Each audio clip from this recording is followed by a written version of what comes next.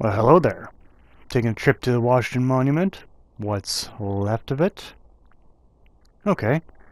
History is important. For you to appreciate weapons today, the strong ones, you must appreciate what they used to be, the weaker ones. Yes, I plan to cover all weapons, so occasionally, every few videos I'll jump back to a weaker version of something else. Just see how viable it is at the endgame of curiosity. The results may surprise you. Well, of course, the weapon I'm talking about is, of course, the sawed-off shotgun. The sawed-off shotgun is pretty much the base of a lot of weapons in the game universe. Shotguns in general. You see a shotgun in a game, chances are 8 times out of 10, it's going to be a sawed-off shotgun. It's one of the most common weapons ever. But, well, in most games, it's pretty much the base of most close-quarter combat. You only get 2 shots, and you go point blank so you don't miss. And when you do, you ruin someone's day somewhere.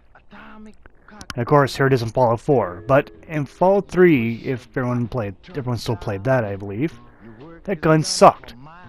So, how does it perform in Fallout 4? In Fallout 3, you could barely kill a raider with it. I don't know what's wrong with it. I'm not sure if they fixed that problem. It's been years since I played Fallout 3. But I recall you could barely even how to fly the damn thing. It was so inaccurate, and the damage really wasn't there. Yeah, no, I remember Fallout 3, you just pick up the little sawed-off shotgun and you just sell it. You never use it. Wait until I get the combat shotgun, etc. I don't quite recall its performance in New Vegas, though. But no matter. In Fallout 4, well, the spread's not too bad. The reloading in action is what you expect it to be. No surprise there. Let's slow down Eclipse a bit since it's a bit hard to see the spread. So when I crouch and fire, you can see it's actually quite tight from this distance. It's hitting a lot of pellets hitting the target. I'm shooting at on the pretty much a medium range too. Could go closer, but I was curious to see at this range, and it did just fine. Now, before we talk about any numbers, again, my recommend perk is maxed out, so full damage for this weapon.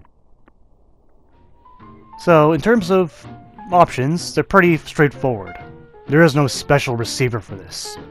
You take the advanced or the calibrated for more critical damage. So we'll take the advanced, of course. Doing a lot of damage on this thing in the process. But also increasing its weight. Now, for a barrel, you can keep this short, you can keep this sawed-off, which links accuracy to 0. That's funny. Accuracy becomes 0 if I take the sawed-off version. Might test that later. Or you can go with the long barrel, which increases range and accuracy dramatically, but increases weight as well. Adds nearly 3 pounds of weight. But that's what we'll take. Now, to continue along this option, we can go to the stock and go to a full stock. Congratulations, you took this sawed-off shotgun and made it into a full shotgun again. Not many people do this process in backwards. Most people just do it the other way around. A little funny, but in terms of sights, what were you really expecting? It's a shotgun. 2 double-barreled, so you just take a reflex, dot a circle. No point to take the glow sights, unless you can't really get the other one. Muzzle, though, well, you can take a muzzle brake, or, yep, you can choose that if you want. It reduces range, but increases your accuracy slightly. You can take the spike version for more bashing damage, and to be honest, you'll be doing a lot of bashing with this gun. Guaranteed. So that's what we'll take. Alright, so now this weapon, it's a bit better. You see this, even without slowing down time, you see it spreads much tighter. Let's slow down anyway. You see now, it's very tight.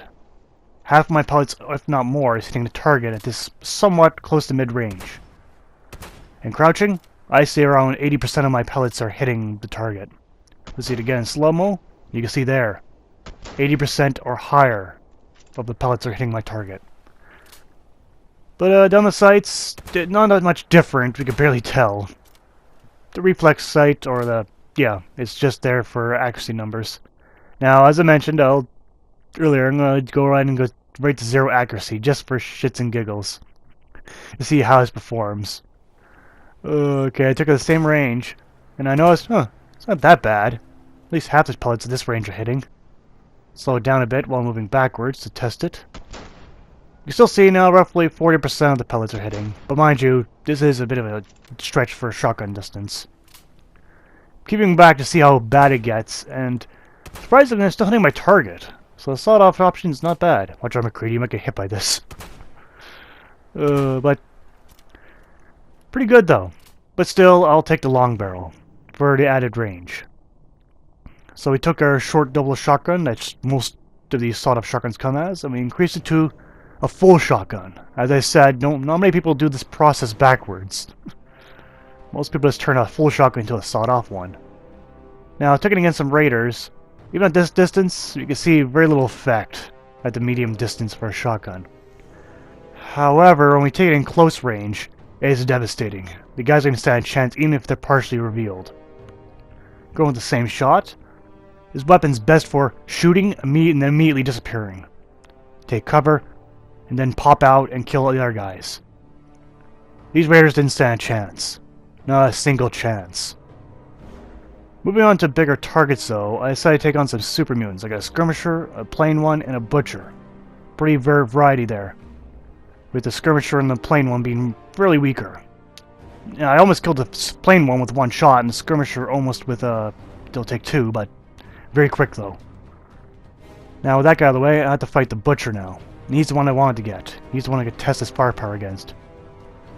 Now, 2 shots, half his health is gone. That's pretty damn good. But if he didn't duck from that shot, that would have been over. But instead, this dragged on. So my character got weaker, and I was trying to avoid getting myself killed. My axe went down a bit, and it drew out to a much longer fight. You're probably thinking, what about ghouls? To be honest, this weapon's awful for ghouls. Why? They always come in bigger groups than 2. You only get 2 shots. So it doesn't really work that well. Because always come in groups. And not mention they're easy to miss in point-blank range, because they're always flobble everywhere. But something unexpected happened when I was fighting this. When in the middle of fighting, I had a friendly Deathclaw show up. Probably mad from the last showcase. I did not plan for this, but I decided I'll roll with it. Now, luckily hitting its arms gave me a bit of time, but the thing is quite powerful.